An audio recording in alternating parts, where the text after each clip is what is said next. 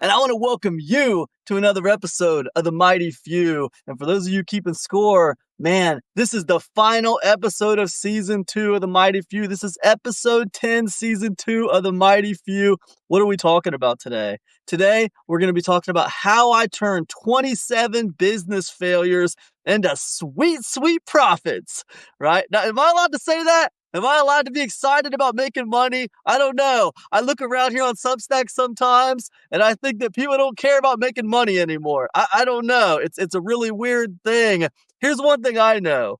If my business doesn't make money, my business dies. That's what I know for sure. So I think no matter how much you want to help the world, no matter how much you want to save humanity, no matter how much you want to do right by your fellow man, no matter what your righteous cause is, you have to find ways to make money if you want to stay in business, right? So me, I get excited about profits, okay? Now, I have not just profited on every single thing I've ever put out. I've had my share of failures, okay? And this is a story about how I turned 27 failures into pure profits, right? But to explain it, I have to explain the inspiration behind what I did, all right? And the inspiration comes from my favorite football team, the Cleveland Browns. I love the Cleveland Browns, man. I'm a third generation Cleveland Browns fan, okay? My father was a Cleveland Browns fan. My grandfather was a Cleveland Browns fan. I have been rooting for the Browns my entire life.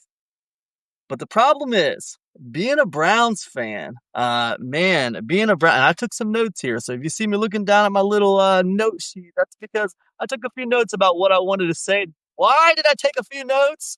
Because, man, sometimes I get a little frazzled and I forget to tell you things that I want to tell you. So I got a little reminder to make sure I jotted down the bullet points of things I want to tell you.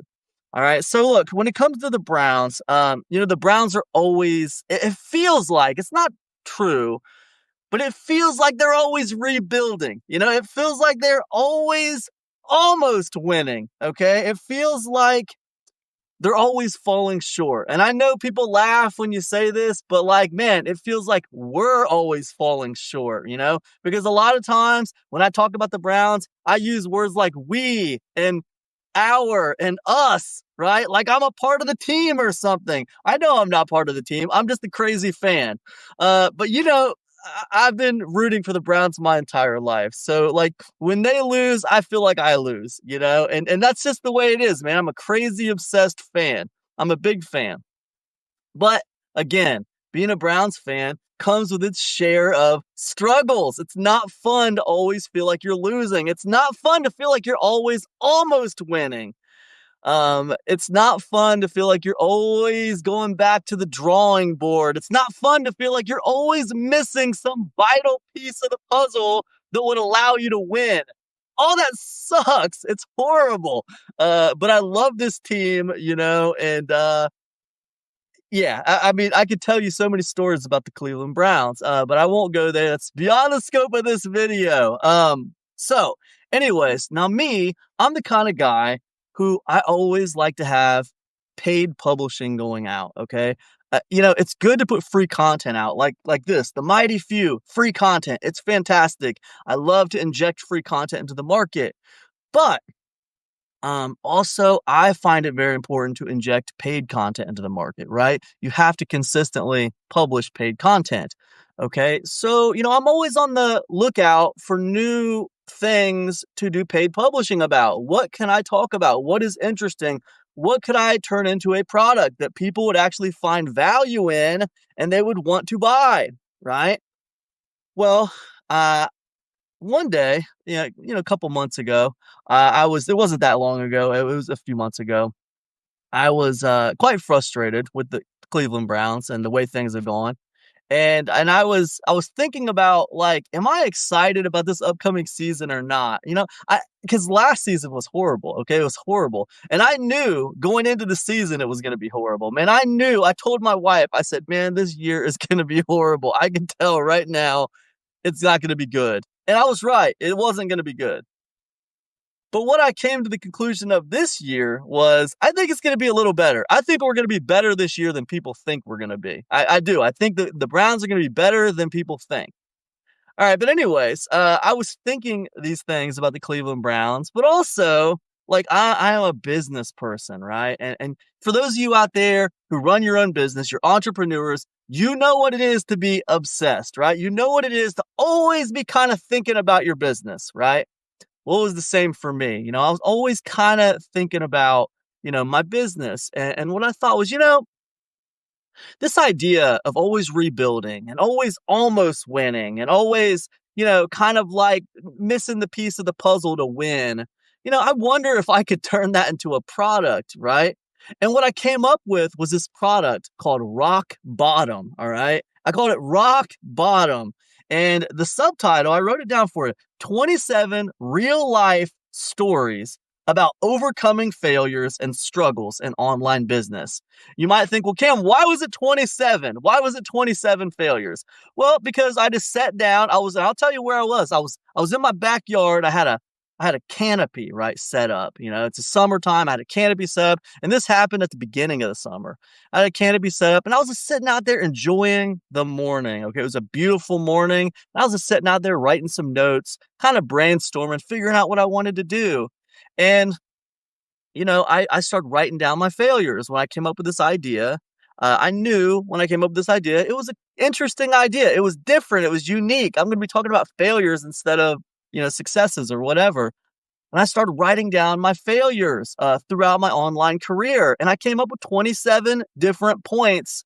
There were basically 27 different stories throughout my online career that I felt like were pretty low points, pretty rock bottom points, right?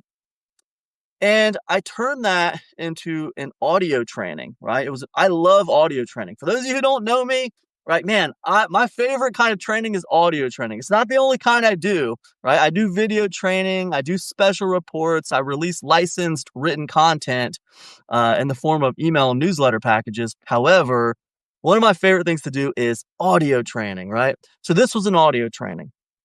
And what did I do, man? I basically, every single, audio message was me talking about, I was working through these 27 failures.